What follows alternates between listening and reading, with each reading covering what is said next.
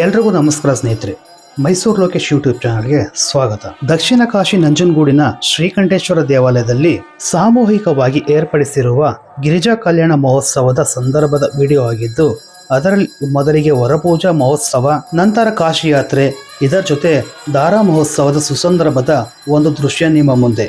ಈ ವಿಡಿಯೋಗೆ ನಿಮ್ಮ ಅಭಿಪ್ರಾಯವನ್ನು ಕಮೆಂಟ್ ಮಾಡಿ ತಿಳಿಸಿ, ಲೈಕ್ ಕೊಟ್ಟು ಶೇರ್ ಮಾಡಿ, ಹಾಗೆ ಸಬ್ಸ್ಕ್ರೈಬ್ ಮಾಡೋದನ್ನು ಮರಿಬೇಡಿ. ಮತ್ತೆ ಸಿಗೋಣ ನನ್ನ ಮುಂದಿನ ವಿಡಿಯೋದಲ್ಲಿ. ಅಲ್ಲಿವರೆಗೂ ನಿಮ್ಮ ಪ್ರೀತಿಯ ಮೈಸೂರು ಲೋಕೇಶ್.